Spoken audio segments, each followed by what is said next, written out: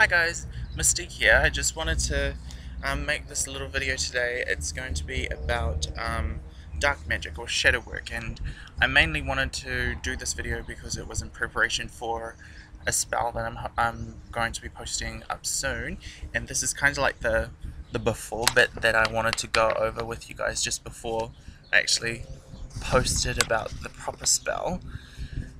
Sorry about the noise if it's a little bit loud. I wanted to get outside since it's such a sunny day. But, so dark magic, or shadow work, is what I wanted to talk about.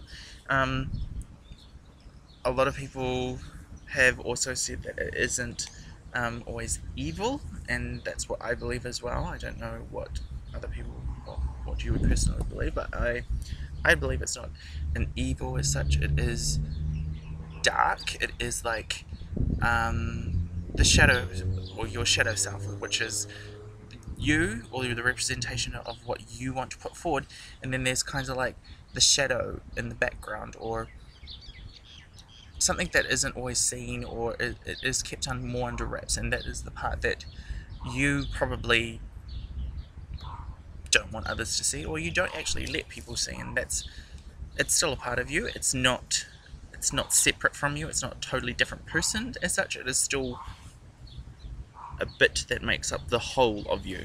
I mean, in psychology, or in the psychological terms, it is kind of like the id that you create, or it's the place where you basically store everything that you don't want anyone to see or to notice about you. And when I'm not just talking about physical appearances or habits, I'm meaning thoughts and feelings and emotions, or things that you usually do, or habits that you usually do that you don't want others to notice. And that part of yourself doesn't always have to reside on the inside. It can be habits that you keep in your room, or that you only do by yourself. I'm meaning all types of habits. I'm not just saying specific ones that you might do in your room by yourself. It might be that you're a smoker and you smoke cigarettes, or you smoke, or you do some sort of illicit drugs, and you do it away from where anyone can see you. You're keeping it in private. That is still a part of your shadow self, even though the effects, or the effect of that, does come onto the self that you present to everyone. It is still a part of that part, or that place that you're wanting to hide from people, if that makes sense. I hope it does. In my head it does. Now, from what I've just said, it probably doesn't sound like the most happy thing, or the most, or like something that you'd want to work with, but it is also a place that you would store all your fears and everything that you view as bad. Now, I call it not evil, and I say that it's not bad, but then you yourself would probably put stuff there because you yourself would view them as bad, or more of a negative thing, or maybe something that you haven't developed or haven't worked on properly until,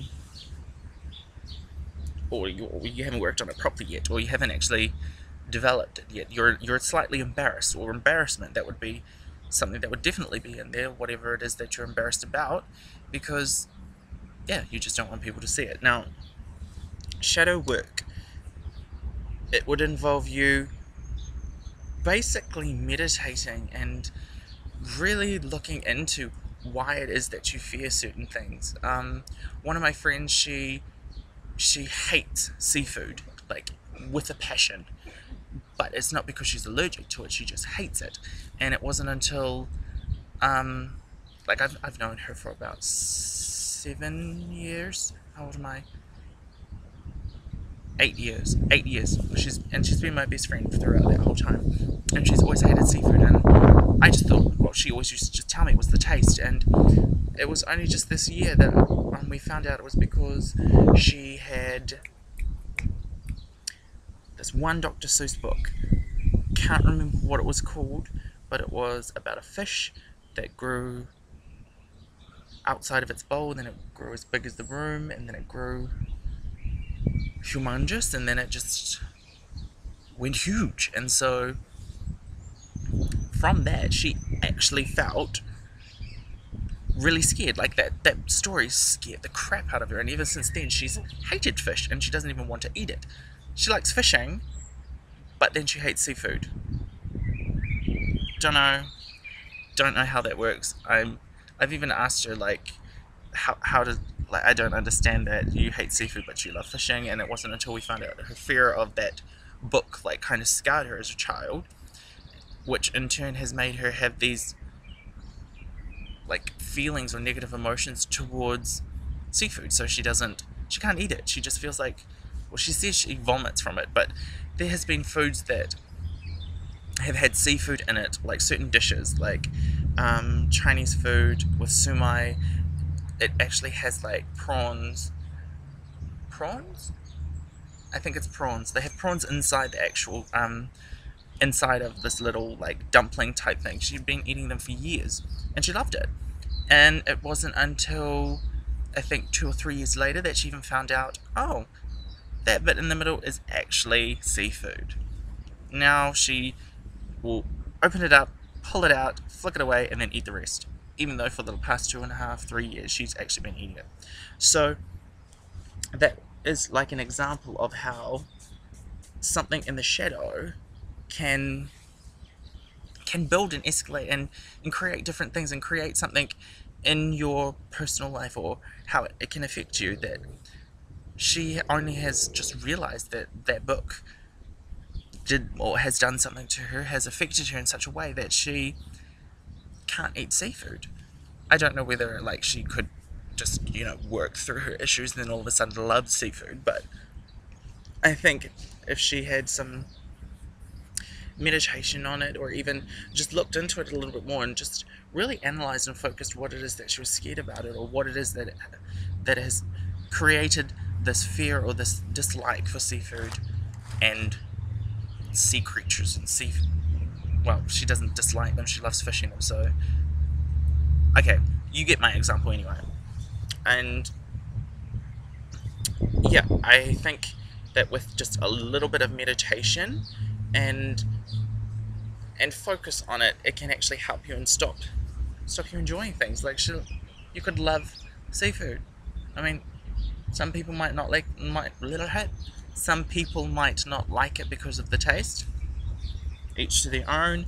But I think if you just don't like it because of some other psychological reason, it would be fun to work through that, so you can at least give it a good try. And what was it? Oh yeah, with the shadow work, it is learning to control those fears, those emotions, to be able to overcome them and to grow past them. Now, a lot of shadow work is usually best done in the waning part of the moon, which comes after the full moon, and it's going into the new moon stage. Coming into the new moon stage. I say this because half the time I don't usually call it that. Yeah, the dark moon. Well, the dark moon. Which usually happens not straight after. It's usually about a week or a little bit after that. I don't call them waxing or waning. I just call them rising and the dark moon.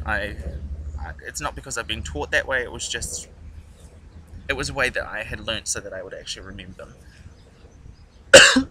them. Yeah, so during nature's like attacking my laptop.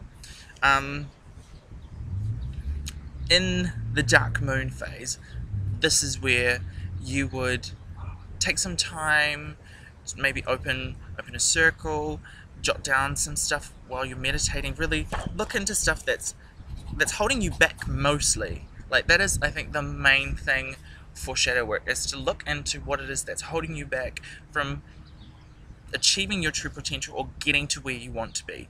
Because you may not realize it, but if you look into it, you could actually see what it is that you yourself might be holding yourself back from. And yeah, I think it's less of a scary thing once you actually look into what it can do for you, as opposed to looking into what you have to work through. Because sometimes it's not just going to be like, oh yeah, set up a little altar, do my little candles, meditate, oh yay, I now have grown through a stage. It may take you like a whole year or two to even figure out what it is that you're trying to work through, and it might even take double that to work through it, and it may even take a couple more years after that to realize you've actually worked through it. You're just looking at it again. So it's kind of like having a conversation with the darker self of you, or the shadow, with your shadow. Having a conversation, I don't literally mean you have to like sit there and go, darker James, what is going on?